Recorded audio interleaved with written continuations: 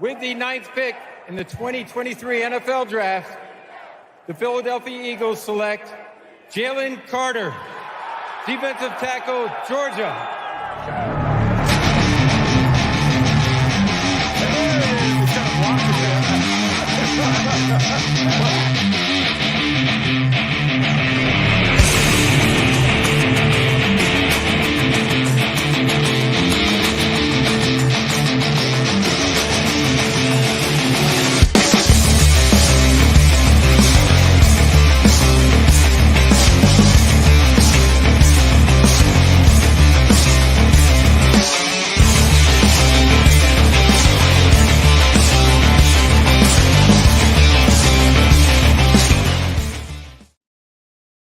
What is going on, Eagles fans? Welcome into the EOP Draft Show wrap-up.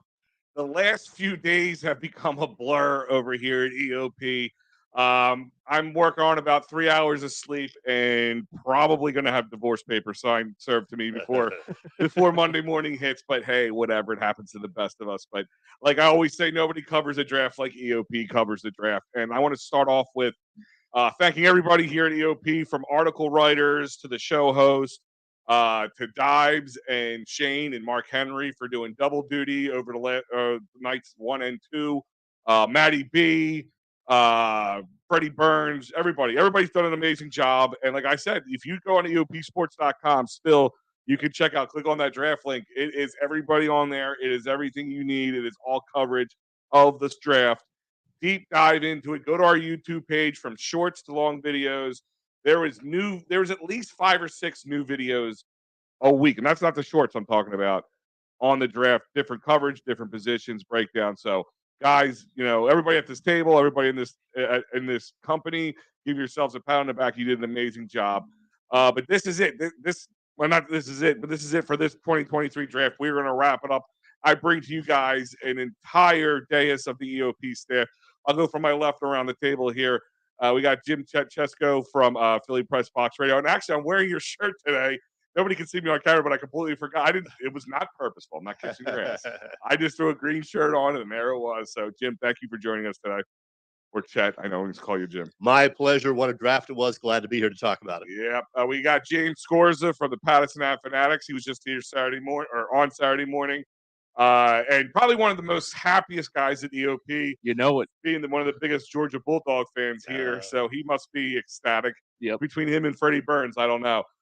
Mike Lauro has not left. I've been trying to kick him out all afternoon. He just doesn't leave. I just went and threw an Eagle sweatshirt on, changed my hat, got rid of the Penn State hat, get ready for the show. He was I was on PM in the AM with him. Or this time it was AM in the AM. Yeah, AM in the AM. We kicked the P out. Yeah. Pat was up in Rochester covering the Wings' final game of the season. So, so me and Mike talked a little bit earlier. So we'll get Tried into to that. save everything for now. Yeah, and of course, last but not least, Joey Marks, Patterson Fanatics, again with Saturday morning. And Joe, I'm going to start with you. So originally, this team went in with 2 firsts, a second, a third, and nothing. No third. It was a second and a sixth and 2 sevenths. Oh yeah, that's right. And then I keep forgetting it. They had nothing in the middle. We all knew Howie Roseman was not going to sit on his and wait. He wasn't going to wait. You knew some moves were going to come. But let's start with round 1. Okay, Jalen Carter drops to 9. They only had to give up a 4th round pick for next year. To move up from 10 to 9, which I still don't know if we even needed to, because I don't think the Bears were taking them, but maybe they thought they were, and they just didn't want to chance it. Jalen Carter falling to 10. It was one of the guys we talked about. Of course, Bijan was the name. Bijan went to the Falcons because that's a total Falcons move anyway. But what are your first reactions to the Jalen Carter pick? I wasn't surprised, and I was very happy. From what I've heard, pairing the future 2 D tackles of this team in Jalen Carter and Jordan Davis, it definitely gives a little bit of confidence, definitely with that front, especially in the middle. If we're talking about solidifying the run game for the future, that's a hell of a way to start. Okay. Chet, I'm going to come to you with the next question. So Eagles pick Jalen Carter, get him, which was probably top of everybody's Christmas list, I would imagine. I mean, a lot of people we're around here. Let's be honest, we're saying Bijan, but that was a pipe dream. Right. Even if nobody picked him, the Falcons didn't pull total Falcons move. I do not see that happening. I don't know, but whatever. That just was fodder for the press and everything to get people to click on their articles. But how about Nolan Smith with the 30th overall pick? Because there was talks at him being number 10. Mhm. What are your reactions to that? And why do you think that he fell to 30? Yeah, there was a lot of talk of Carter going in the top 5 and Smith going somewhere between 10 and 15. And the Eagles get Carter at 9, and I think they traded up that one spot because there were rumors that some other team was looking to sneak on in there and make the trade with the Bears. So the Eagles did a little preemptive strike there. As for Smith, yeah, that was a real surprise. And they had mentioned the possibility of him going to the Eagles at 10. And then that didn't happen, of course, because they got Carter at 9. And then as we got into the teens and he's still available, I'm watching the draft from like 21, 22. I'm thinking, Smith is still there. He just may end up with the Eagles, or they may have to trade up a few spots. So when he was still there at 30, I said, they're taking him. They're taking him for sure. It's a position of need, sort of. And it's another Georgia guy. So it made sense. And boy, what a class guy, too, by all accounts. And his press conference just seems like a smart young guy. Plus, he's, a great edge rusher. So terrific pick. Yeah, I mean, that's the thing that's the difference between Jalen Carter and Nolan Smith was that after he got picked, which I've never heard of before, every time anything comes out, it's either right before they get picked. But Jalen Carter, none of his coaches liked him. He comes off as a real D-bag. I don't know. Yeah. I don't care as long as the man's doing his job for us. And I think being with the guys who were able to control him and not control him, but keep him under control is a big factor. And I think the Eagles locker room has that culture that people can see. I mean, it's palpable. You can see it through the NFL. There's jealousy of the Eagles, which I don't think in my entire 40 years of being an Eagles fan have not seen that at all. It was never you were never jealous of the Eagles, but It's kind of nice. it is It's nice. bittersweet. But I'm going to go to you right now. We'll go with you, James, because I'm going to keep on the Bulldogs conversation. And like I said earlier, you're one of the biggest. I mean, the funny thing is now, I would just say, like, preemptively, all Eagles fans should just start watching every Saturday, every Georgia Bulldogs game, because you're going to see your future Eagle on there sooner or later. Absolutely. The rate they go. But those two were not the only Bulldogs pulled in this draft. And you had to go a few more picks down to pick round 4, pick 105. Keely Ringo.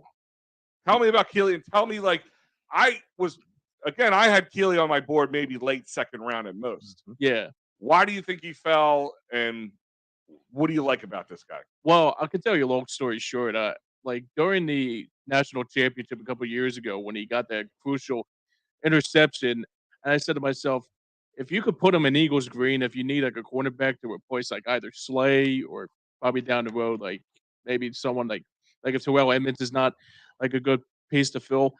But I looked at some of the stuff that they did, and Kelly Ringo is one guy that I really do enjoy the most because he reminds me so much of what we had with Dawg. I mean, you can move him around quarterback or maybe safety, but I just go back to that interception that he had against Alabama, and I said to myself, if we would have had him last year against Patrick Mahomes, we could have won that game. I think that's probably second to none. But overall, I think the one thing I really do enjoy about this is that I was high on him. I was high on Kobe Dean. I was high on Jalen Carter, and I was high on all these Georgia Bulldogs that are coming to Philadelphia. And I got to be honest, I'm really looking forward to what they have in store this year. Yeah. So we're talking Bulldogs. We're talking Georgia Bulldogs. Those were the 3 in the draft. I don't know if you guys saw earlier. When Mike and I were doing PM in the AM, I think it was Adam Schefter tweeted out that the tentative date for the schedule release is May 11th. This coming up, so not too long from now, another 10 or 11 days, and we'll be able to know when and where and who will be playing. And with that information, you'll know when and where you're going to be going with PhillySportsTrips.com. They've been going to Kansas City a lot lately. New England, Dallas, Los Angeles, Seattle, and Tampa. As you can see, dates to be determined, which seems like it'll be determined on the in 11 days. If I could tell you one thing, they tell me over there at Philly Sports Trips, that day is as busy around there as it is around here on draft day. anybody saw the pictures I posted of like the 47 screens we have here, he goes, that's nothing now when we're trying to book up hotels and flights and tickets. So go to phillysportstrips.com. Also, you baseball fans, they have plenty of trips coming up this summer. One to Wrigley Field, Pittsburgh to PNC Park. They have one coming up in September as well, September for San Diego, and many other trips to check out. If you're Union fans, they have it. So go to phillysporttrips.com and tell them EOP sent you. Hey, by the way, there's one to the best team in the National League too, Pittsburgh, the Pirates, tearing it up. Yeah, so that'll be That's interesting. amazing. It really is. As I was saying, PNC Park's a nice park. If you haven't been Beautiful. there, Yeah. it's worth the trip. Mike, I'm going to come to you on this. Oh boy. So the Eagles were the sixth team in history of the NFL in the draft to have a top 10 pick after going to the Super Bowl, not winning the Super Bowl, going to the Super Bowl. So right there, everybody thought that was a luxury pick. I think that's why people sold themselves on the Bijan pick, right? Mm-hmm. But they didn't just go Georgia Bulldogs in the draft. They went Georgia Bulldogs in a trade. A day 3 trade. You know, day 3 is like kind of sit around your TV, watch the ticker, see what's going on. Howie was not having that. With the 12th pick, with the Jahmyr Gibbs pick, the Detroit Lions took the running back, and now they also signed Montgomery to a pretty hefty contract for a running back. Yeah, that was one of the picks in this draft where I scratched my head because Detroit has a lot of needs, and I'm sitting there looking like, okay, are they? One of the things they were talking about doing was going edge rusher. Okay, so you had Murphy, you had the kid from Clemson out there. You had those two guys out there. So I'm thinking one of those guys are going to get snagged up, or Nolan Smith was there. And I'm going, hey, all right, maybe they're going to get somebody to go play alongside Hutchinson, to help that defense out. And then they come in and they take Gibbs, and I'm going, they have another pick later on in the first round. They could have taken him there. Like, what's the rush? And then I start thinking, I'm like, well, if they just drafted him, they just signed Montgomery from the Bears. DeAndre Swift's going to be available. And next thing you know, like, you started, like, I think the internet got that thing going probably just as quick as Howie did because people were already assuming that the Eagles were going to be in on Swift. He's a local kid. He went to St. Joe's Prep. Bring him home. And he did. And now the Eagles, I say, right now, got a pretty damn good running back. And he's only costing $1.7 million. I mean, it's not like he's breaking the bank. Did you see the thing on Twitter right now between DeAndre Swift, Penny, what Boston Scott got re-signed for, And Gainwell. and Gainwell is still Less. It's like $1.5 million less than what Miles Sanders is getting in Carolina. Wow. Now, So- listen, Swift has injury issues as Penny does. And I kind of made a joke to a friend earlier in a text. I said, maybe between the two of them, they get a full season in. Right. So we'll see how that plays out. I mean, that's also a factor in it. But, he's also another Georgia Bulldog who, for Howie to add to his Bulldog collection, as I call it now. But tell me in your eyes, what does the difference that DeAndre Swift brings to a healthy DeAndre Swift and a healthy DeAndre Swift going in with a healthy Rashad Penny behind this offensive line? They're the type of guys that when they get hit, they're the opposite of Miles Sanders. I love Miles Sanders. I'm a Penn State guy. I watched Miles Sanders' whole collegiate career and now with the Birds. Miles would get hit. Miles needed a clear lane for him to break free. Those two guys, they get hit, they drag people. You know what I mean? Like Rashad Penny led the NFL, I think it was like 6 yards after contact. Well, right behind him was DeAndre Swift. So when they hit people, they drag them, which means you're going to have to bring one or more to come get them. So, and like I said, with this offensive line and the way it's built, and it's tailor-made, man. And I think these guys can have bounce-back years if they stay healthy. And the other thing about Swift, he's a good receiver, so they're going to be throwing him out of the backfield quite a bit. Yeah. Now, you bring this up now. So let's look at I want to look at the running back room right now. You have now DeAndre Swift. You have Rashad Penny. You have Kenny Gainwell. You have Trey Sermon. That's my boy. I've been on him. Me and Al been fans of Trey Sermon since Ohio draft night. Yeah, listen, I watched him play at Ohio State. He's another guy after contact drags guys with him. Like when we got him from San Francisco a year ago, I was up and down. I was like, cool. They finally got this big power back, but then he never dressed. I think he dressed for the Jacksonville game. Yeah, he only got a handful of snaps the entire time he was here. So I would imagine he's going to be the odd man out. Somebody's got to go. He's got to be. He's fifth on the depth chart right now. He's fifth on the depth chart. Yeah. He's, I know maybe they'll let him try to earn some stripes in the OTAs and all that stuff, preseason, all that. But I guess you keep him, regulate him to a practice squad because of the injury issues of Rashad Penny. I would. Yeah, but the only problem is though somebody can come in and snag him off the practice squad. That is true.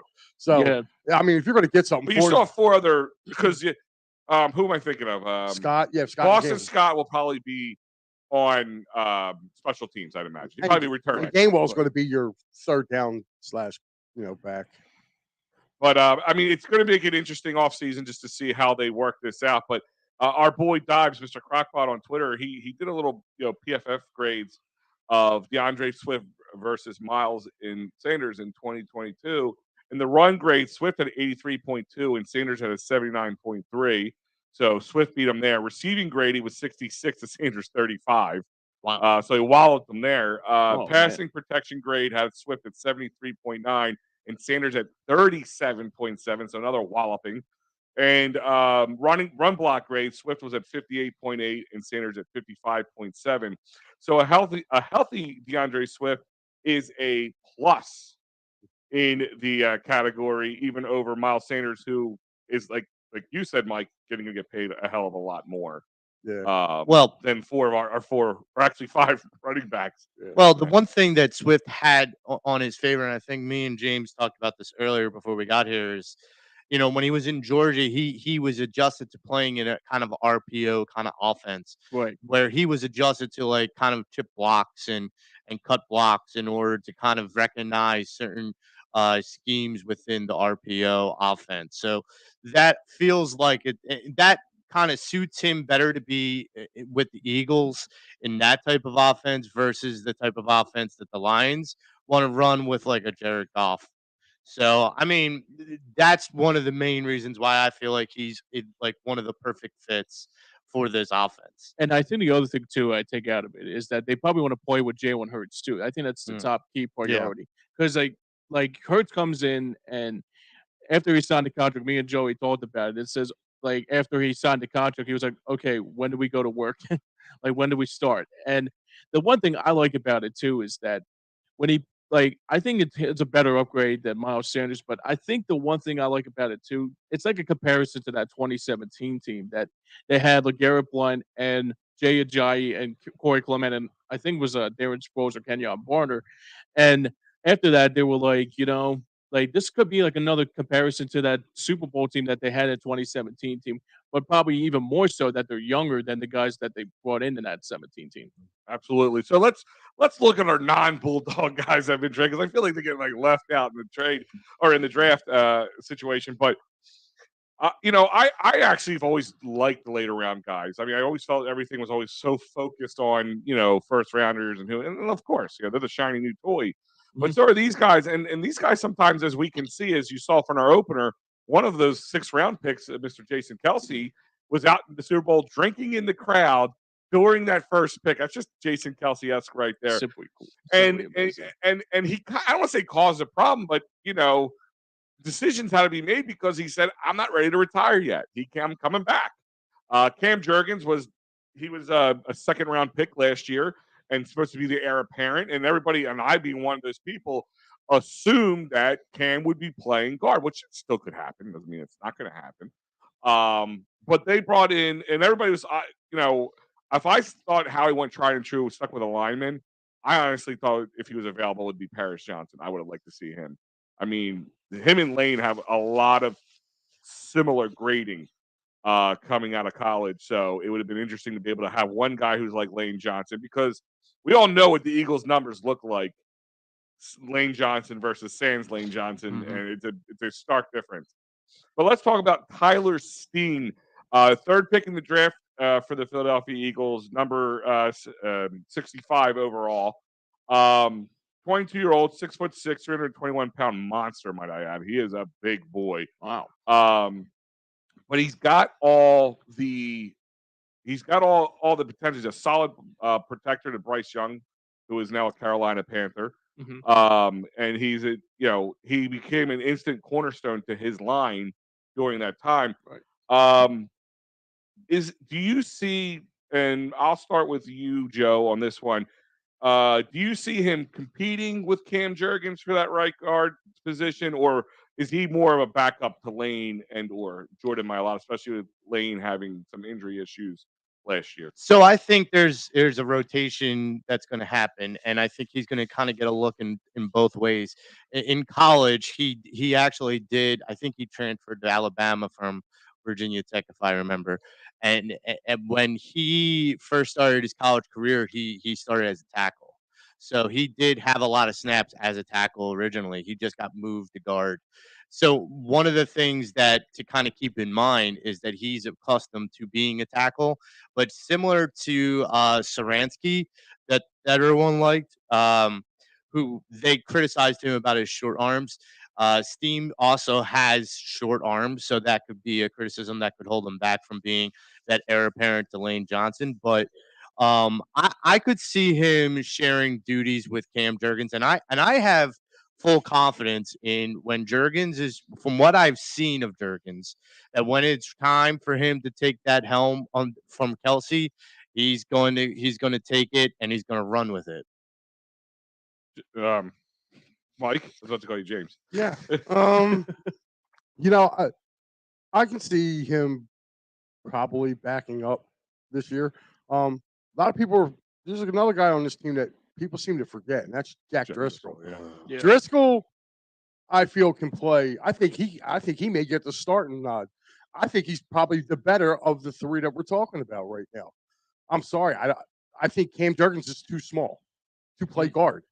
Like he is. Jason Kelsey was too small to play center. Yeah, but that's something different. Jason Kelsey's pulling and everything like that. Like these guards here, like if you look at Landon Dickerson Dickerson's a mauler. All right. I'm just trying to hold on one second. Go ahead, keep going, because I want to pull up. I think you did this before. There's not much height and difference, but there's bigger difference in weight. And I think Driscoll's your best fit right now. There. I know a lot of people poo-poo on Driscoll, but I think he's been okay. He's been serviceable. And he's a guy that can play at either position. He is. So ESPN has Cam as 6'3", 300 pounds. No, if that dude's 300 pounds, I'm 240. Well, that dude's like that would still be 3 inches shorter and 20 pounds lighter, and then than Driscoll. Than Tyler Steen, who they just right now. That kid here, like I said, I want to wait and see what happened. You gotta let Dr. Statling get to him. Yeah, first. That's the thing. I think that's a Statling pick, if you ask me. I think it is too. But I think he's going to. I want to see what he can do first. But I mean, if you're going into the season looking at it, you got to put Driscoll as your right guard right now. He was Sam Alu's backup last year. He came in. He wasn't bad. So I would look at it like that going forward. I guess until Jeff gets him into camp, gets him working.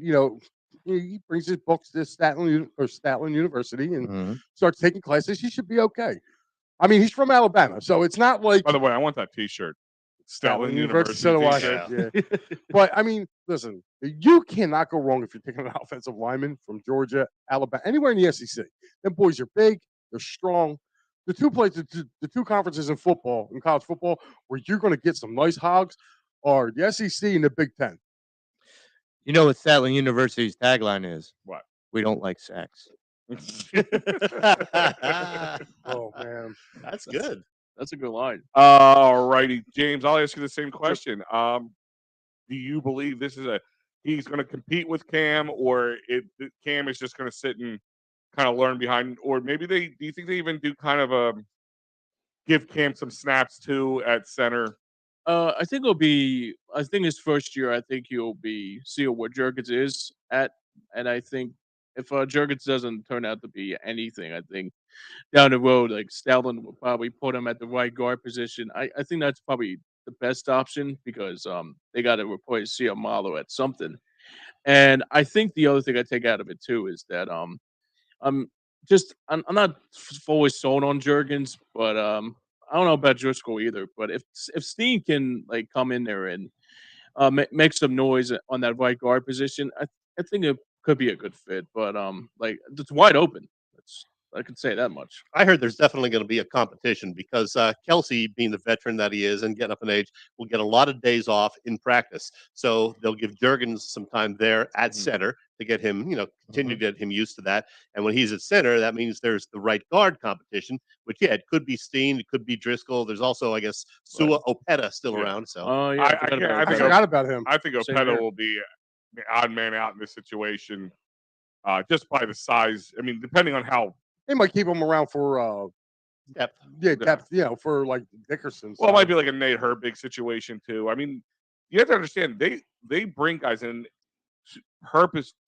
Guys come here purposefully undrafted just to work under Jeff Stoutland. Like, that is, we make the Stoutland University. There is 2 coaches in Philadelphia that I'll tell you, pay them whatever they want and make them stay and do what they do. Jeff Stoutland being the number 1 as the offensive line coach, and Kevin Long as the Phillies hitting coach. I knew you were going to say that. Those are the 2 coaches. Pay 100%. Them whatever they want and shut up. And I don't care. Just make sure they never leave. I mean, it'll be interesting because it's always a competition. That the line room has depth. I do think people forget about Jack Driscoll. He did well. He held his own. But he will never. I don't think he's ever going to be a tackle. He'll maybe be. I don't know if he can be a full-time anything. He always just fills in where he needs to be. I don't think he's a starter. I think he's a good serviceable backup. I just don't think he's a starter. I not in the NFL, not with the caliber. I mean, when he plays a little too soft for my liking. Well, you know who didn't play soft for the Eagles was Tank Alice Thomas, undrafted free agent, by the way. But if you want to see Tank and a bunch of other Philly sports guys, go over to Philadelphia Sports Day at Dolan's Bar, 24 East Sellers Avenue in Ridley Park. It is a great time. Any of you have ever been there? I know James. Joe, were you there before too? No. All right, James, I know you were there. Chet, you were there. Yeah, that's true. I've been there a couple times. It's a great event. It's very, it's you're not in a crowd of 10,000 people. You get to see these guys, take pictures, get things signed by them, and play wiffle ball with Mickey Morandini, who's just a very down-to-earth kind of guy. Philly sports guy will be there, and as I said, Hollis Thomas. And this year, they're bringing in Charlie Manuel. That's right, Charlie Manuel will be at Dolan's. What a great guy! He can talk. He'll talk more than I will, and that's pretty high praise there because I talk a lot. But go down to Dolan's on May 13th from 1 to 8. And I've said this before. I've been talking to PJ. There is possibly more to the roster to come. I wouldn't be surprised if a certain Barrett Brooks or something pops in or something like that because he's been there a few times. But they're trying to get a representative of all 4 Philadelphia teams of some sort. So they got 2 out of the 4 there. Let's see what's going on with them next. But check out. You can also go to dolansbar.com or follow them on social media. And hopefully by May 13th, it will stop raining. Yeah, right? Yeah, really. As everybody said, we need the rain. There's another pick, the 4th pick in the draft, number 66 overall, who I really like. Sidney Brown, who is a physical freak. If you look at him, like he's a big boy, not by stature, but he's 5'10", 211 pounds, but he's fast. And he is a workhorse, and he is proven. Like, he doesn't, like, I think he started 50 out of his 51 games, put it that way. Like, the man, he is there. 319 tackles, 186 solo, 10-18 in his college career for the Fighting Illies, or I think how it's rated. Alumni. Illini, whatever they call it. Illini. There you go. But whatever it is, still sounds stupid. But I do like this guy. Like, this is a guy I've been watching that I've actually turned me on to. He sent me the video. Me and him were actually getting all the videos together and putting them up on YouTube and everything. He goes, when you watch this one, check out Sidney Brown. You're gonna like him. He's definitely a Philly kind of guy. So I got to give him a little credit. He kind of saw this. He saw the fit for Philly. Chet, I'll start with you. What do you know about him, and how do you think he will fit? Is he going to just work behind the other DBs, or do you think he's he contributes 2023. I think he's definitely going to get his shot because, as everybody knows, they're a little short in the defensive backfield, having lost a couple of guys, including CJ, GJ, and Marcus Epps. So they could use some help back there. And from what I'm hearing from some of the experts, Brown will get a definite shot to, if not start, get a significant amount of playing time. I think it was Ray Dinger who said he's definitely a guy who, will earn some snaps because he's very competitive. And I think you're going to see a lot of him at some point during the season. Joey Marks? This one was interesting to me because when I first heard the name, I don't keep up with Illinois football. So I was like, okay, I need to do my research. And the couple adjectives that I came across is violent 5-star athlete. He hits you with violence and he's smart. He's incredibly intelligent in the sense that he reads routes and understands all different kinds of route trees. I said this on our show yesterday. I don't want to jump the gun and start saying he's the next Brian Dawkins because of the veracity that he plays with. Yeah, we heard that about Kayvon Wallace too, though. Yeah, That's true. But what I'm getting at is I think he could bring the kind of impact that we have been looking for from a safety in a long time. And I'm really looking forward to seeing what he brings to the table. Mike? He's a ball hawk. Mm-hmm. What we used to literally call I watch Big Ten football. Yeah. So I did see a lot of Illini games last year. Dude's always around the ball. Will stick his head in there. When they played Michigan last year, he put a hit on Corum, who Corum was probably one of the most elusive. He's probably the best back in the country before he got hurt last year. He put a hit on Corum. Corum had to get off and go relax for a few plays. Mm-hmm. You know what I mean? Like this dude, he's a missile. Heat-seeking missile. Was it true that they were the top 5 defense in the nation? Yeah, they were. I Okay. mean, the Illini had a really strong.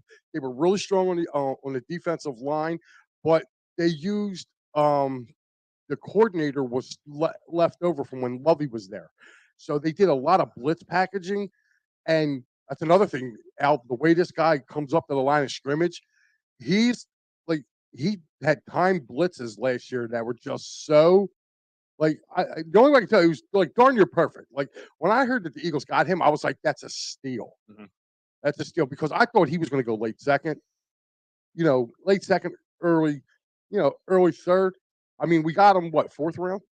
Yeah. Fourth round. Third round, 66. Or third round. So, yeah.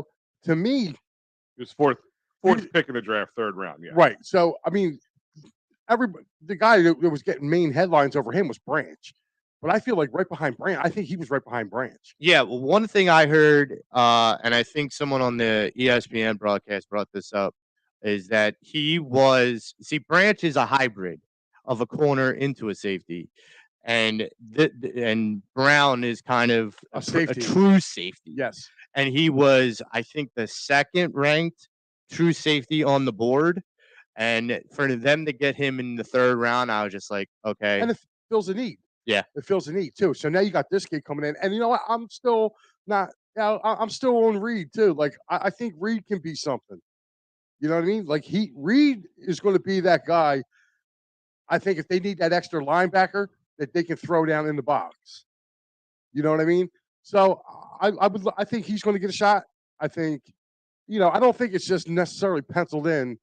What's the kid's name that we got from Pittsburgh? Terrell Edmonds. Mm-hmm. I think he's going to be your back safety, the one that plays back, but between. And he's on 1-year contract. Too, Yeah, right? Yeah, I think so. So, but Edmonds, I think, will be your. That's one thing I have to give Howie credit for. He's really nailed down these 1-year contracts. Just get the right guys in here for the right amount. There's guys who are 1-year contracts that we would love to re-sign them, but I think Howie knew coming into it. There's no re-signing these guys for the money that they're going to cost. They're going to be the depth guys, and then he really has over the last few years done very well with. They're meant to be rentals. And here's another reason I think that Brown will get to play. The other safeties are Edmonds, as we mentioned, Reed, Blankenship. They're probably going to be the starters right now. But then you have guys like Justin Evans, Tristan McCollum, and the aforementioned Kayvon Wallace. So, I think Kayvon's out. I think he's going to. Yeah, I think they he finally is going cut him. to. But I'll tell you what, that Jordan Evans, Yeah. I think this is a bounce back year for him too, because he's been banged up. And he wasn't bad when he was with Tampa. He wasn't. It just so happens they went out and he came like I think a year or two before they got Antonio Winfield Jr. So that's why I think he got hurt down there and kind of lost his job. Then there, but he's serviceable. He's a serviceable safety. Another guy who doesn't mind just getting his head in there and popping some people. I kind of like that about a safety. Yeah, I kind of like last line of defense there, man. I see. Here's the thing. And some people have told me like that's not the way the NFL is played anymore. And I understand. I understand to the point that they're worried about player safety, but sometimes you need to have a little bit of a guy who is going to send the message, and not necessarily maliciously, but send the message like we're not playing Go around back to the back here. Super Bowl in 2017. Yep. I mean, it was the first play of the game. That guy's still looking for his nuts. I mean, I'm being honest with you. I mean, the last time I checked, defense, you're supposed to keep the other team out of the end zone, right? So you got to do what you got to do. Like to me, the game of football has changed a little bit, but the object is still to keep your opponent from scoring on you. So, I mean, looking at that pick, I felt like he was going to go a little earlier. No matter of fact, I thought Pittsburgh was going to grab him, and that's what I was scared of because I was like, "Man, Pittsburgh." Joey Porter Jr. put him in the back of safety. Yeah, that was. Yeah, I mean, you imagine that. Like, I mean, and that's one thing Pittsburgh drafts well. They draft linebackers and defensive backs. That was very cool that they drafted Joey Porter Jr. Yeah, that was very pretty cool. Because everybody thought the Ravens were going to get him, and then rub it in the Pittsburgh. Yeah, that would have. Yeah. Hey, Brown, by the way, like the other four guys who were taken on day one or day two from the Eagles, they got him at a spot where everybody thought he should have gone higher. Jalen Carter, Nolan Smith, Tyler Steen, and Keely Ringo. Everybody thought they, should have gone higher. So Keely, I had him in late round too. Yeah, and he fell to the fourth round. Yeah. So again, credit to Howie for We're going to get to that in a minute because we do have to. He's probably the unsung. Matty B's probably covering his ears right now. Even Matty B, I think, starting to go. All right, listen, I got to give the guy credit because I got to hear that. He did. Can we get that on record? He did host night two with. I was in the background doing all the other stuff, but he did host and he didn't bring his agenda. And I even think he saw like, oh man, they got both those guys. Like I think even at that point, he's like, all right. I gotta he's doing this well. At this point, this point, like. I said, and I'll hold this for our discussion a little bit. Real quick, guys, if you're trying to get this hard to get tickets, because the Eagles coming up this season, if you don't get them now, they're going to be hard to get. Phillies tickets, because as I mentioned earlier, Bryce Harper is going out to L.A. with the team, but he's going ahead of the team to get possibly cleared to be DH coming in the next week or so. So those tickets are going to be hard to get. And where I go, same place Mike goes. Mike, where do we go? Sherry'sTickets.com. That's absolutely Sherry'sTickets.com. For sports, concerts, theater, I use them all the time because there's no hidden fees. I look online, there it is. I know that's the price I'm going to pay, and I get an additional 10% off by using that great promo code EOP10. So go to Sherry'sTickets.com and tell them. Well, you don't have to tell them. Just use the promo code, and they'll know that we sent you. Don't forget the Sixers playoff games. Absolutely. It's going to be a wild night Friday night with the Celtics and Sixers at the Wells Fargo Center and the Phillies hosting the Red Sox across the street. Oh, man. Oh, wow. It's a Philly-Boston weekend. Yes, it is. Oh, wow. I didn't even realize that. Yeah, man. Oh, I'll be there at the Phillies game Friday night. Will you? So. What the games? What times? 8 or 7 or 8? 7-ish. I think the Sixers is at 8. Yeah, it's a TNT game. Yeah. They still start the Friday night games at 6:40, or is that the Monday through Thursday? Just Monday, Tuesday, Wednesday, Thursday. So Okay. this is a 7:05, I believe. Because I was going sneak in. What's that?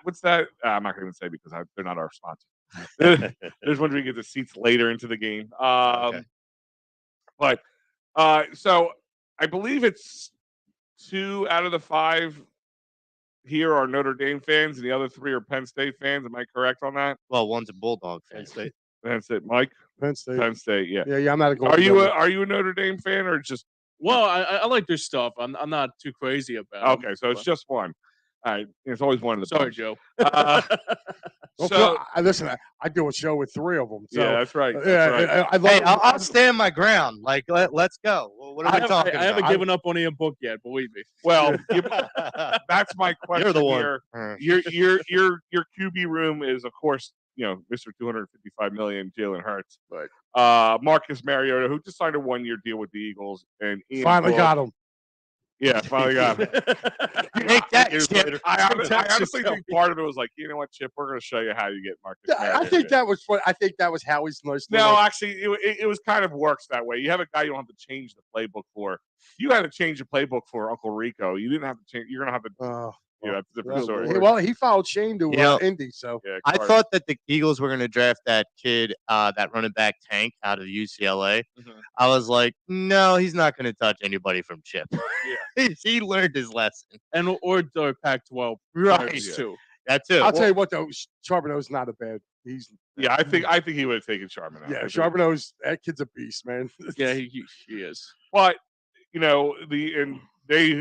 went and they drafted Tanner McKee from Stanford, another Stanford guy. What was the last one? Zach Ertz. I'm trying to remember. I think it was Zach Ertz. Yeah. And that was their playhouse before Georgia became that for him.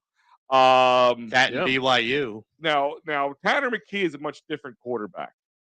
And I heard some people saying that they got him for practice, to practice against a less mobile quarterback or pocket passer, all that kind of stuff. I'll start with you, Chet. What are your thoughts on what do you see Tanner McKee keying in here for the Philadelphia Eagles? I don't think he's ever going to take the field in a regular season game for the Eagles. That's the first thing.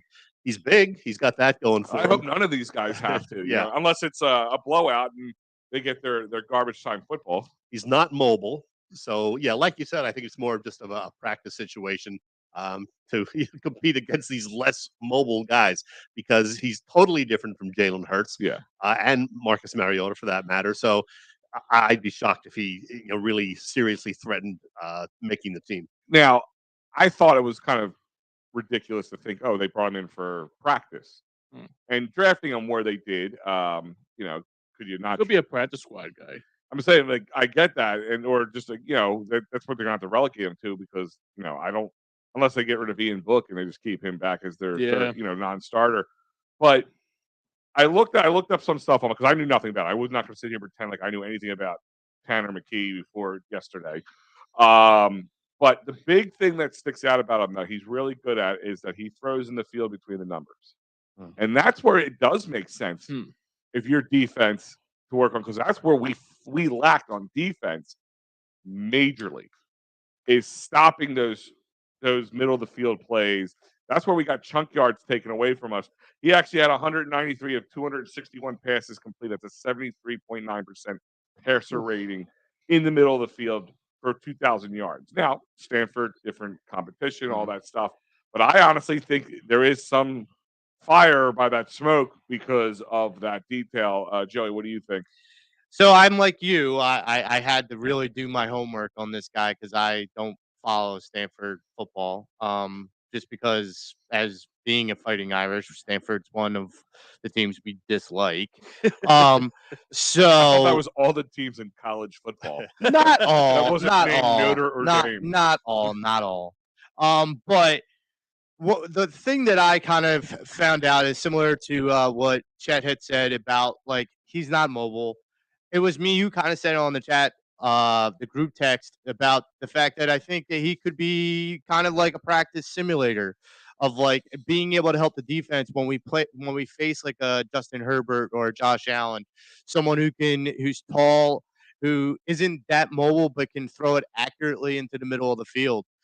Someone like that could be, a good asset. I'm not saying an asset for the fact that we're gonna win a game on his arm or with his ability. I think that it'll prepare the defense better. And like you said, it was the thing that we pretty much struggled with all of last season. So if Nick Sirianni can have that guy just throwing balls at the defense to kind of better prepare them for facing quarterbacks that are going to throw like that. Like, I know we don't face Atlanta, but like a Desmond Ritter throws in the middle of the field. Guys that throw in the middle of the field are more likely to be less mobile quarterbacks because they don't work off the edges. They work within the hash marks. And I think that's what he's here for. And I know that someone said in the group text, I think, why did you waste the pick? I can't answer. That maybe he felt like it was a good fit and he was uncertain that he would be already gone before the end of the draft. Like he would have preferred to get him undrafted, but just didn't want to take that chance. I don't know. I mean, there were more reaches in this draft and more desperation in this draft by other teams than I think there's been in any other draft. And I think Chet hit the nail on the head in the sense that, and I know we'll talk about it in a minute, is the value that we got out of every draft pick that we got. I mean, we got value because we didn't, reach to get anybody. We had people fall into our lap, which is ideally what any GM wants to have happen. So, I mean, my takeaway from this is that if you look at the Eagles' schedule coming up, and if this is the reason why you think maybe they went and got this kid when they did, just look at the Eagles' schedule. Okay, you got Kirk Cousins, who's not a mobile quarterback, who throws the ball all over the place. You have San Francisco. What's the kid's name? The one that got drafted by the Jets that's now there. Darnold. Darnold. He doesn't run. You have Dak, who threw against us for 400 yards over the middle. Okay, then you're looking at the teams we got on the road. The Jets, who they got now? Aaron Rodgers. Yeah. Okay, you got Mac Jones up in New England. Again, in the middle. So, yeah, I could see what you're saying as far as them using that. Just by looking at Chet's actually got the schedule over there. I'm peeking over and looking at it. Even with yeah, because I'm looking at the schedule. You cheating off? I am. I'm cheating. I always forget to bring that. But, I always say I like that we share our notes with everybody. But always put mine in but the just folder. going through that though, like bringing up what you're saying, they play a lot of quarterbacks that like to throw down the middle. Patrick Mahomes, he didn't beat us to the outside last year. Where they beat us? In the middle. Yeah, good point. You know what I'm saying? So if this kid's got a 79% completion ratio throwing between the hashes, and this defense has got to go through it, better than a jug machine. And I'll tell you another thing too. Did you guys see Darius Slay's tweet? Me and you were talking about it this morning. Yeah.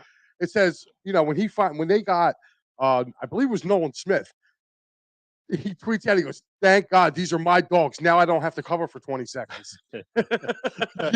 So to me, like I feel like, again, I was not a big component of Gannon. I wanted him gone 2 years ago. Who? Gannon. Oh yeah. Let's not get into that loser. So we're actually going to talk about him in the last bit here. You have to a little bit, but I mean, like he's just you're hearing so much stuff now.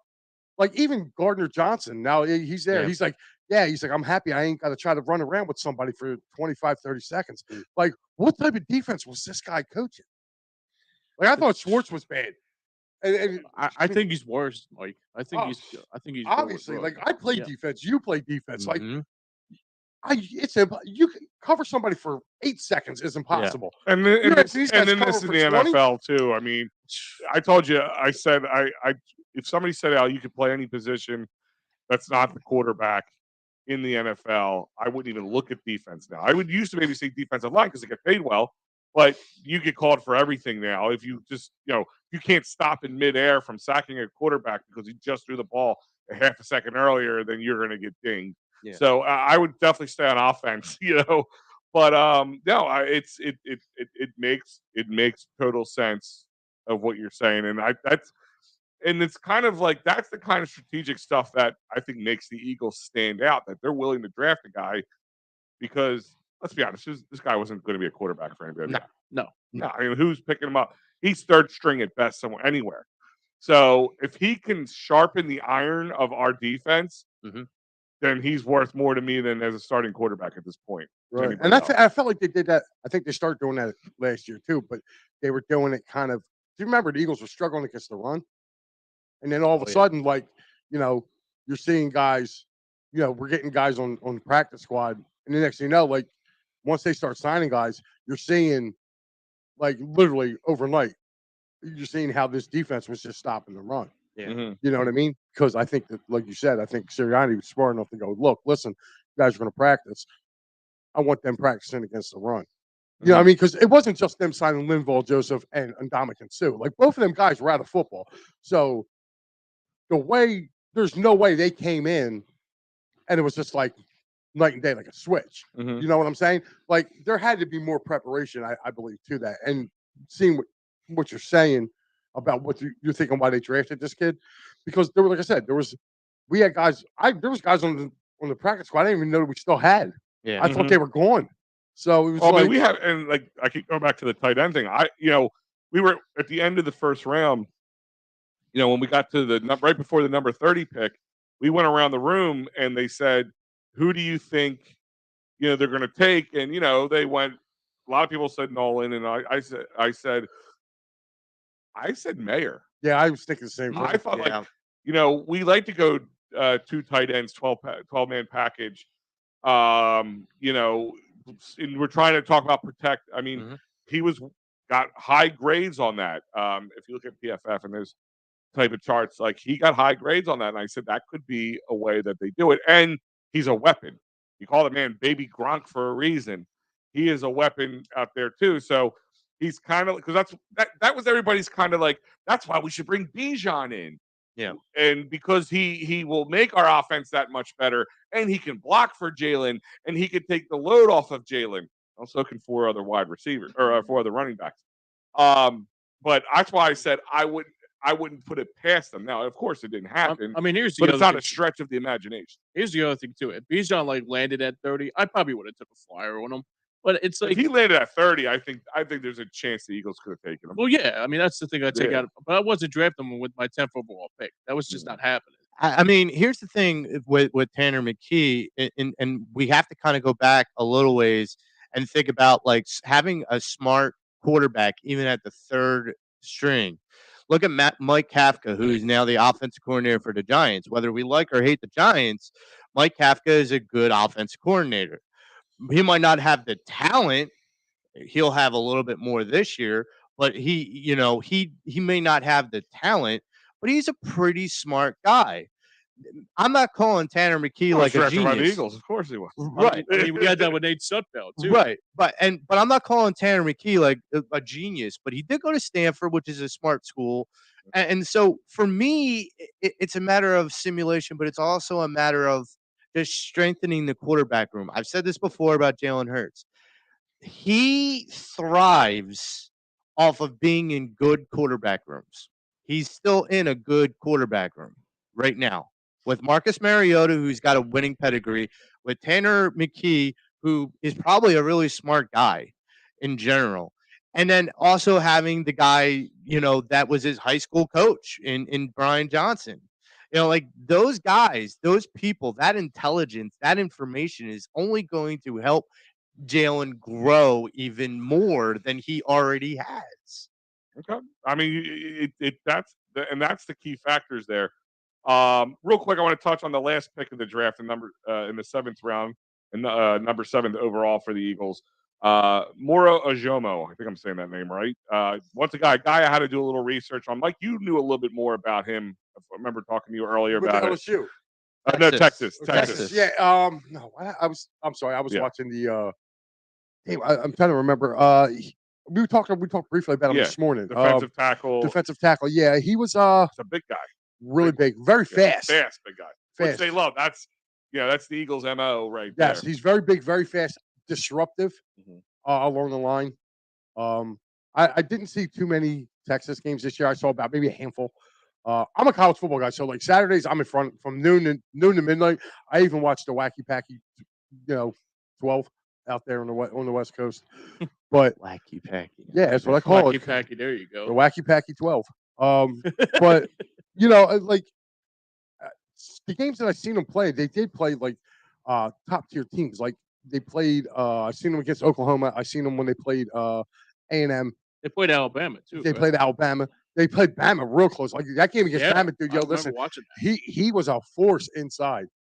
He was a force inside. That's where I first recognized him. I think they lost by 1. Was he beating up Tyler Steen? No, he was actually opposite side. I was opposite side. I'm just messing with you. But I mean, here's another guy, and he could be a 7th round gem. I'm not going to sit here and say he's going to be the next big thing. He could be. Time to tell, but he could be a depth guy for a very long time, very inexpensively.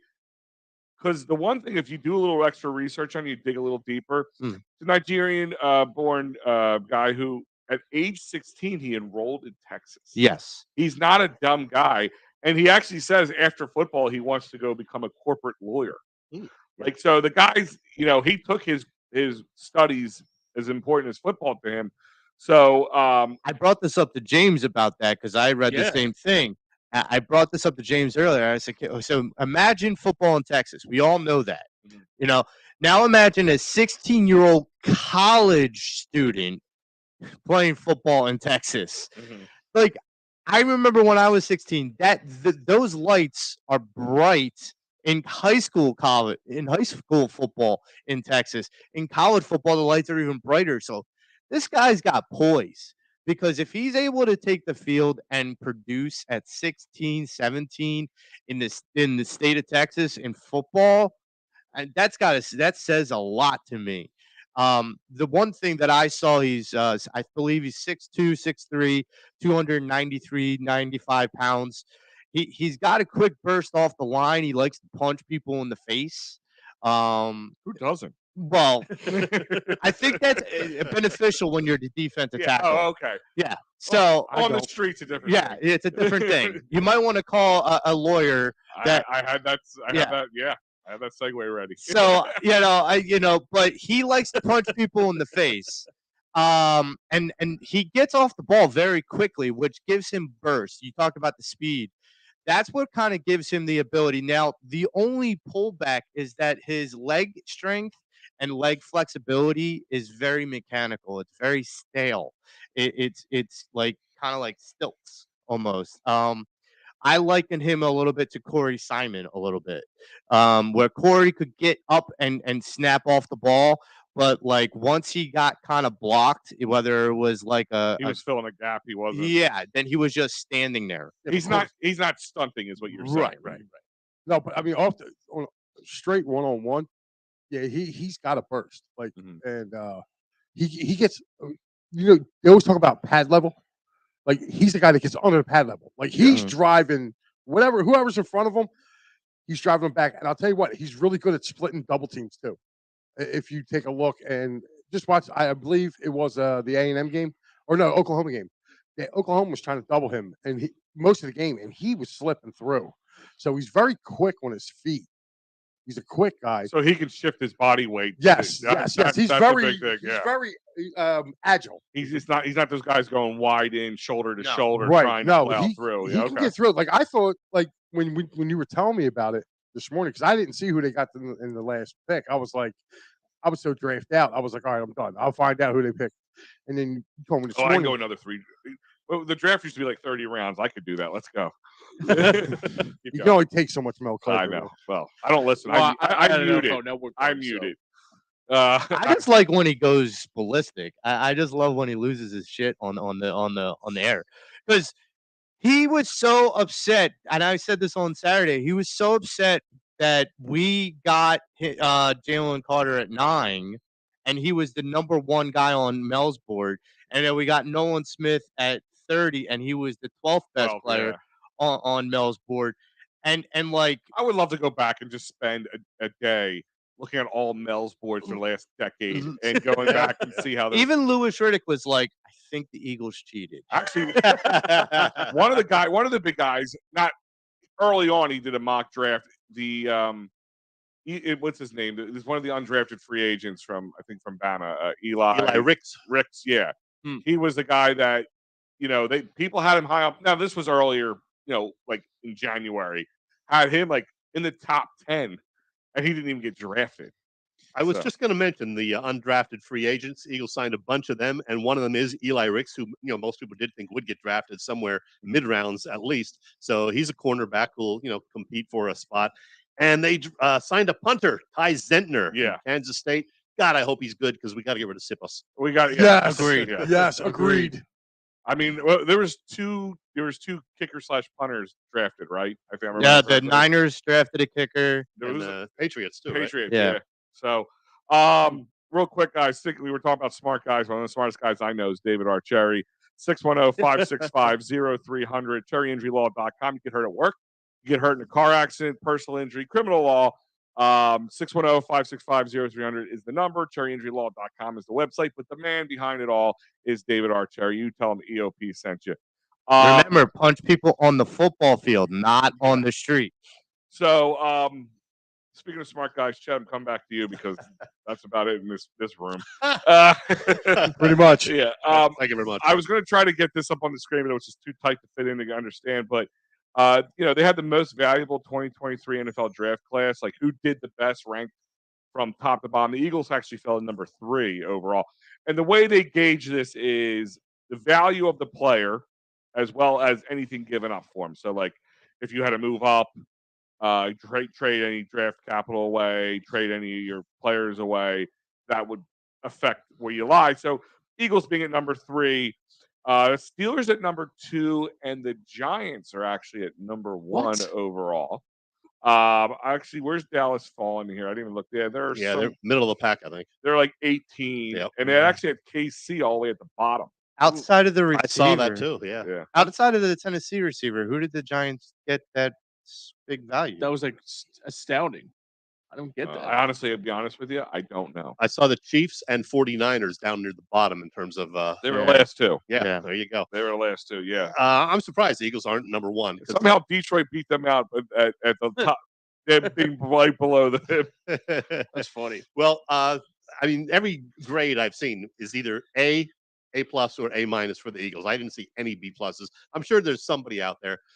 Maybe Matty B. I don't know. But, and Howie did a great job. Let's face facts. Oh, well, let's talk about that. I want to end the show on that conversation and I'll be the first one to admit I had a lot of problems with Howie Roseman, and rightfully so. Nobody should have not had a problem with him. Right. Over the years with him, contract wise, he was usually pretty good. Undrafted free agents, later round guys. I never had a problem. He always seemed to find the nice time in the rough type situation. But he's learned from his mistakes. But he always tried to be that. My buddy texted me, and I wanted to use this as the jump off point for this conversation. He said Howie Roseman went from thinking he's the smartest man in the room to being the smartest man in the room. And like, I'm going to take a scenario so. The DeAndre Swift trade could be free in the long run for us. And what I mean by that is if he ends up being great, fine. He's great, and we sign him on, have him for another couple of years. He's still young. He's only 24. He's the last year of his he's on his last year of his contract, of his rookie contract. If he doesn't stick around, say he like Miles Sanders wants to go get paid after his contract, and the Eagles will not do so. We most likely will get a 4th round compensation pick in 2025. What do we give up to move up there? We switched our 7th round pick. 4th round pick in 2025. So those are the little things that we don't even think about. Like, my thing with him in the beginning, and I'm not sitting here and say, oh, look, I made Howie smart or anything, but I always said, why are you trying to pick these reaches? Why not go for the Heisman winning trophy guy? Why not go for the guys who played for the national championship team or in the national championship or are a pro-ready offense or defense? He finally started doing that. But what makes him magical is how he's pulled it off. Now, a lot of guys were falling because of a lot of these guys on the lower half of this graph here I have.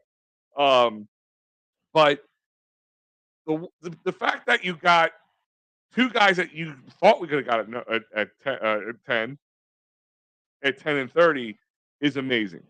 Mhm. Now, am I the only guy who had problems with him in the past in this room? No. I did not. I was like up in him. the year, but he proved me wrong. I was part of Matty B's club. I wanted him fired. So did I. I thought he was an idiot.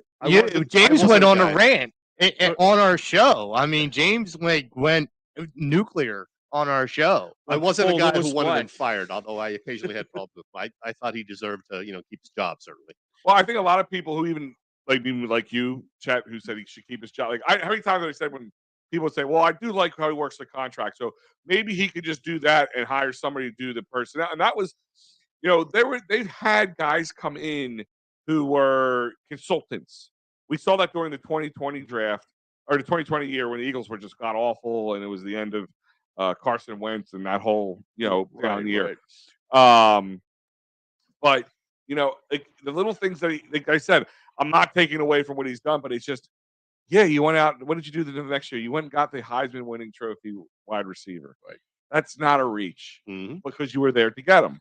But that's my point. But the fact that the way he like just he signs guys to contract. Like his son Reddick's contract should be like up on framed somewhere in the NFL Hall of Fame. That's good value right there. Yeah, like you know how like if guys like break records, they put their shoes out in the Hall of Fame.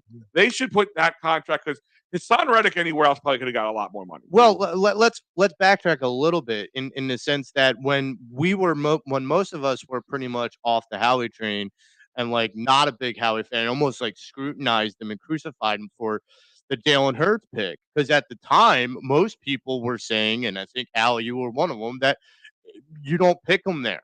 Like it's a reach. Well, we had a team that seemed to be right. But what I'm getting at is now looking back, and I know you can't see hindsight is 2020, but now looking back, you can't really argue with a second round franchise quarterback. No. And here's my thing on that. Like, I think that was the ultimate gaslighting situation with Howie. Howie got lucky in that. And I'm going to break this down. He was not just able to get a guy who became the franchise quarterback.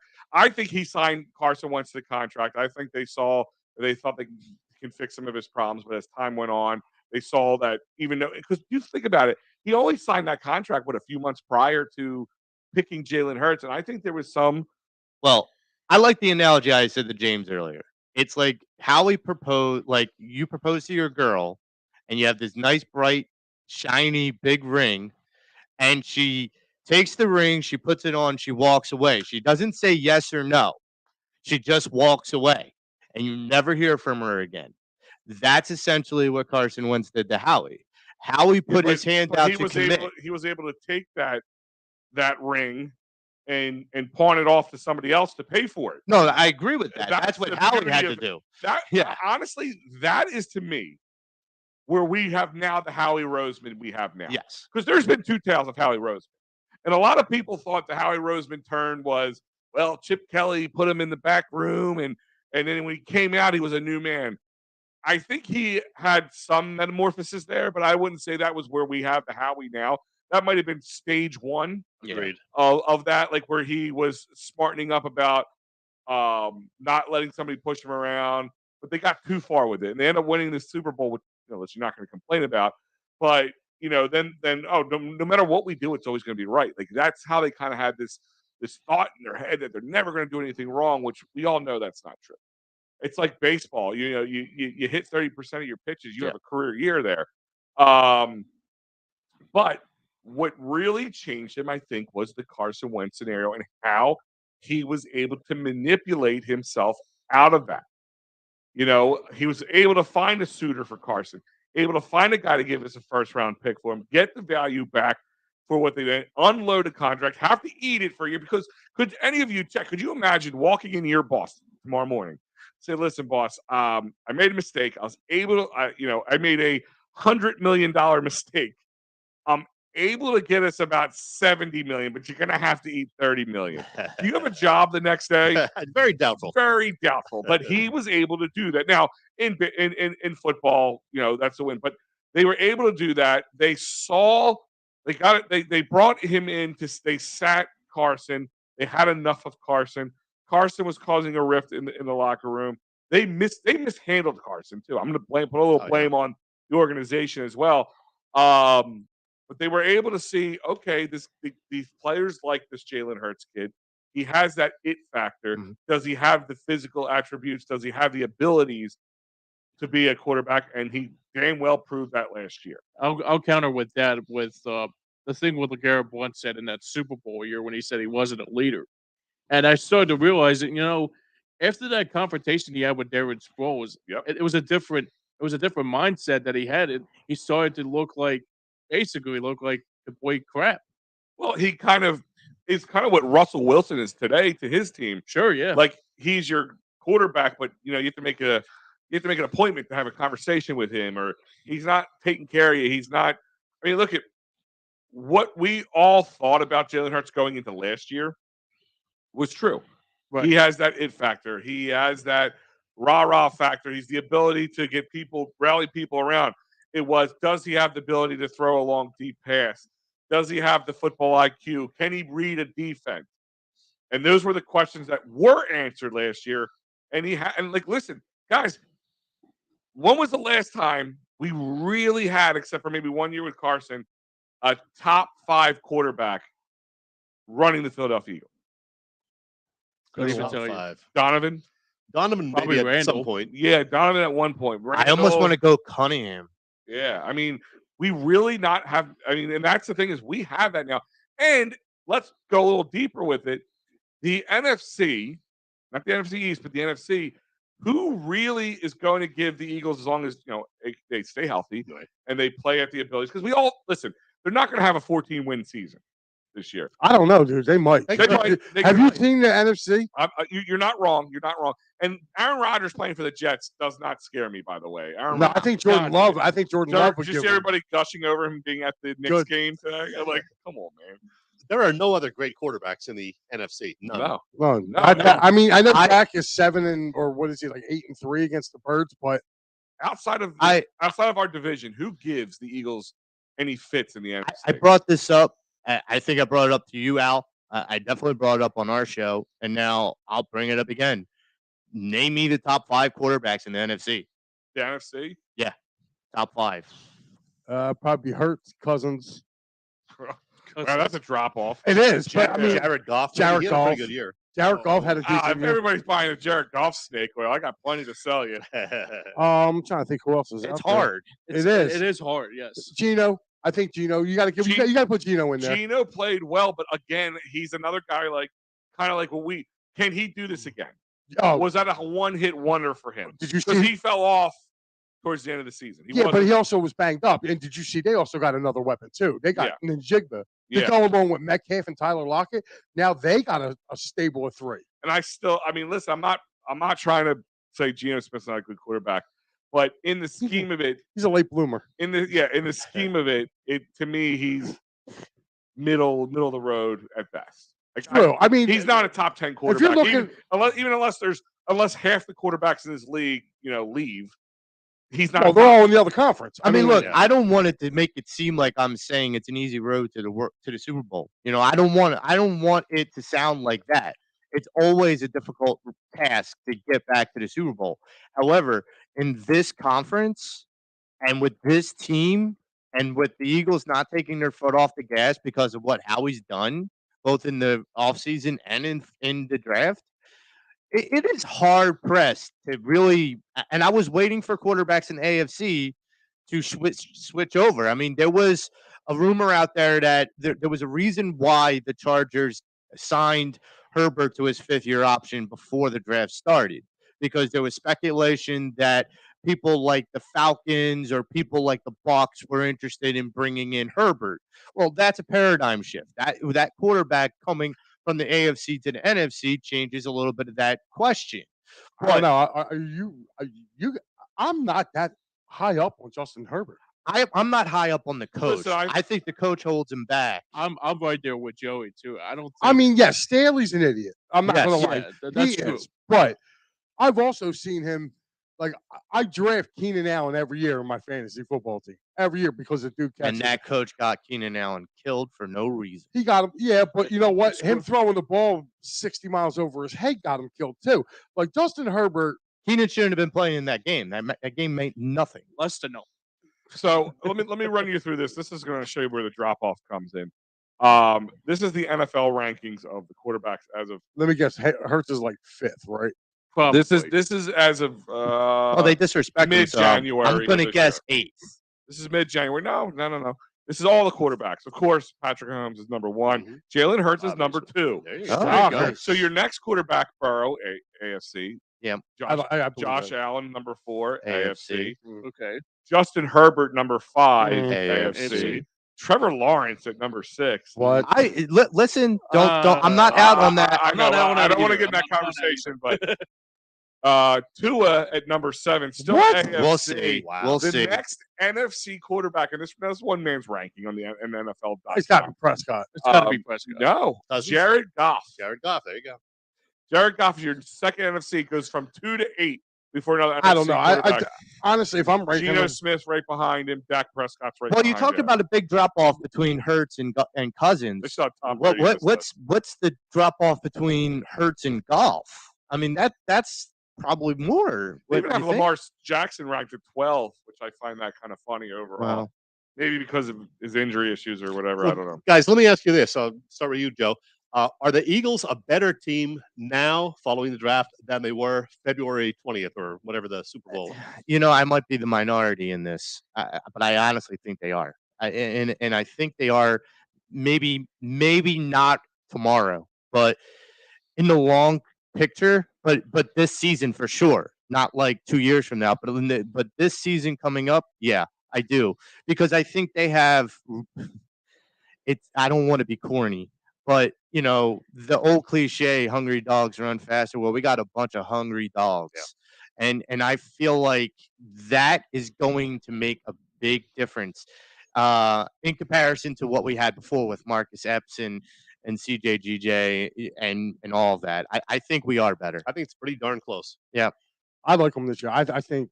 But are they better? Do you feel that they're better? Yeah, listen, they represent the NFC last year.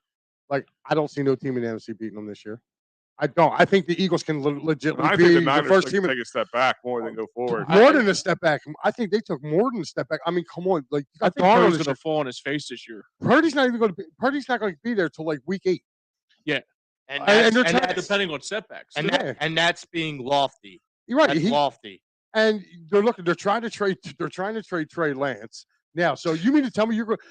Listen, a great defense, and us as Eagles fans should know about great defenses. We had one here when Buddy Ryan was here. What happens when you don't have an offense that can take care of that great defense, and that defense is on the field 35, 40 minutes a game? They wear out. Yep. That's what's going to happen to the 49ers this year. That defense is going to be cooked. I don't care how great they are. You're on the field for 35, 40 minutes of a game because your offense is being directed by Sam Darnold, who sees ghosts. I'm just saying. And here's the other thing. I go back to the what was it, 2010 Baltimore Ravens with Ray Lewis when they won the Super Bowl. It's like 2012, I think. 2012. That was with Flacco, right? Yeah, 10 won the Flacco. Steelers won, I think. Steelers won in 2010. Yeah. Okay, so Did they? the Versus one the Packers. the one that the Ravens won with Suggs and Steelers won in Boulware 2008. and Ray Lewis and all that great defense. They had one of the best defenses in the league that we've seen in like 10 years prior. That's not sustainable all the time.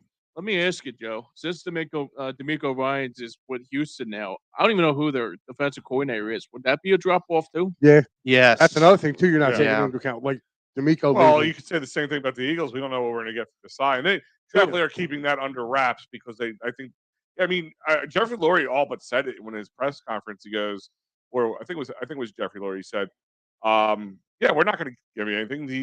The unknown is what's going to help us out in the beginning. Why these guys are getting their feet under them, and wouldn't you? I do like the side though. I did like to pick up. Wouldn't you, if you're decide? Wouldn't you go to some of those guys that we picked up from Georgia because you want to try and incorporate them and you want to try to bridge that gap a little bit easier?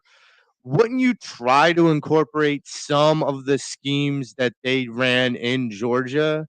Not everything. Not the whole defensive playbook. Oh, I'm sure they're going to what look at happened it. with Foles in that Super Bowl year. Like Pearson asked him what fits your system, and it was Right. the hurry up offense. Me and you talked about this. RPO, I mean. Me and you talked about this morning, Al. When Nolan Smith was being interviewed, he said he can look right over at Jalen Carter and just nod his head. Yeah. And nod his head and tell you that Carter knows what he's doing. So I called when we got toward Jalen Carter, I called it the Georgia Triangle. Well, now that we got Nolan, I got to call it the Georgia Quadrangle because we got 4 of them now. Okay, that Georgia. Was Keely's going? What about me? What about The me? square. That's what I said. Yeah. So you right. So you got the 4. You The got 4 horse dogs. Yeah, the 4 horse dogs. There you go. There But you go. I call it Philadelphia. That's Yeah. what I had. but just think about that going into next year. Like those guys are going to be able to communicate with each other, like without even speaking. Like that, I feel that goes a long way. I think that's why the Eagles were able to feel comfortable about taking Jalen Carter with his off the field issues. For those who don't know, it was street racing, and a couple people died in that, and he had to do like community service. And it wasn't his car that crashed; it was his friends. But he was racing. Right. But he was part of it. He wasn't arrested or anything, but he had to do a bunch of. But he did all of that's done. Like the legal, he took on the legal responsibility. And that thing is not what bothers me. It's listen, they have to look at it. Are these guys going to make good decisions, not just off the field, but on the field, but not just off the field, because that will reflect on what they do on the field too. And if you draft a guy, no matter how good he is, if he's going to go to jail or do something stupid, Henry Ruggs, yeah. I mean, I was literally just about to say that. Like, there's a guy you drafted a top guy that we all wanted for the Philadelphia Eagles, but well, who was it? Nelson Aguilar was the receiver that got pulled over on the Benjamin Franklin bridge. No, that was Nigel Bradham, right? No, it was Sean McCoy. No, it was the dude from the Sixers. Okafor was the one that got pulled over. I thought it was an Eagle. There was an Eagle wide receiver who got pulled over with a gun. With a gun. That was Bradham that got pulled over with a gun. Yeah. Bradham got pulled over with a gun. Yeah. So I mean, listen, guys are going to do stupid things. Look at Ja Morant in the NBA. I mean, like he's the kind of like there's a typical thing. I mean, and you have to look at this. You're investing a lot of money in these guys. I mean, we would invest this kind of money into a house or something, But I want to thank you guys for showing up. Chet, of course, Philly Press Box Radio every night here on EOP. Every Wednesday night on EOP. Wow, Chad, you stepped it up. Yeah, come on, Chad, gotta work a little harder.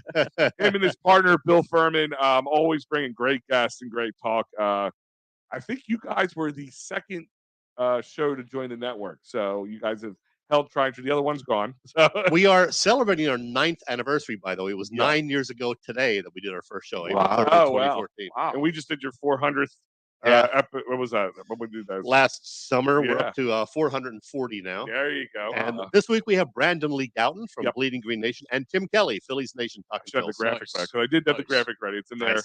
Of course, Patterson Afanac. We have James Scorza and Joey Marks, who you will see every Saturday morning, kicking off breakfast with the boys. And there's also the whole other crew there. You never know who's going to be stopping in, but it's always an amazing time. And of course, Mike, my partner on with all the Phillies post games with the Fightins final, PM in the AM with Pat Bernard, and whatever else. It was a nice break, wasn't it? Yes, it was. It was a nice little day off from him. But and then of course Wednesday night you will catch me with Freddie and Joe doing EOP Live. Cool. This week might be a little different. We will be posting it as of either late tonight or early tomorrow because the Sixers are playing at 8:00 on Wednesday. We are opting to possibly move EOP Live to Thursday night at 6. Cool. We're actually going to go a little early to see how that works out. But I will. Thank you, Matt. Actually, Matty B was helpful with this one. It was Josh Huff. Thank you. I knew it was a receiver. Yes. Oh, there you go. I do remember that now. But I want to thank our great sponsors over at Sherry'sTickets.com with 10% off using that EOP promo code EOP10. Don't forget SherryInjuryLaw.com. Go tell David Archer for all your workers' comp, motor vehicle, personal injury, and criminal law needs. Don't forget Philadelphia coming up May 13th with this great lineup: Charlie Manuel, Mickey Moore, and Beanie Tank, Philly Sports Guy, and more. And in just a little over a week, you'll be knowing what the dates are and when you're going and how you're getting there with PhillySportsTrips.com for all your Philly Sports Trips needs. But guys, again, I want to thank you guys for joining me today. I just got one question before we get off the air. That Eagles game in Germany, is that a home game or a road game? That we will find out. Oh, actually, I was actually one of my questions. Real quick, right around the room. Who do you think we're playing in Germany? I have no idea. Is that confirmed that we're playing? That confirmed? We are playing in Germany. Oh, God. Wow. Let's take a guess. Who do you think it is? Kansas City, probably. No, it's not Kansas City, I don't think. That's your point. That's your choice. I don't think it. I don't know. I'm going Tampa.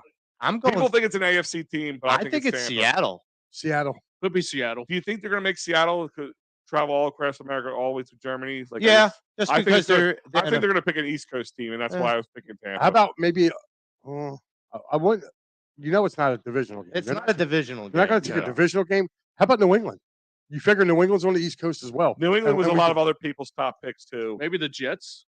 Maybe with Rodgers. Yeah. Ooh, yeah. I mean, You either are or. playing at the Meadowlands That's gonna be some that- awkward notes twice, so maybe that's how they Jesus. break it up. Well, and you got to figure that would be a nice if NFL was smart to do it with the Jets. They could put a marquee of Rodgers versus Or- Hurts. Or you could do in the Buffalo. dark. I mean, it takes a home game from us, but Yeah. you know, we put Bills. You know, Well, like, I would imagine against- because they have uneven amount of home. We have more away games than home games. so right? it's probably going to be a road game. It's going to be one of the road games, and that's again why I picked Tampa. But New England's also been one that's been said a lot. Yeah. But other than that, guys, I want to thank you for joining us. Catch all these guys on EOP Sports. Go to EOPsports.com for all the shows you missed, all the podcasts you missed, all the articles that have been written, constant updates all the time. Check us out. We will see you guys next time. With the 9th pick in the 2023 NFL Draft, the Philadelphia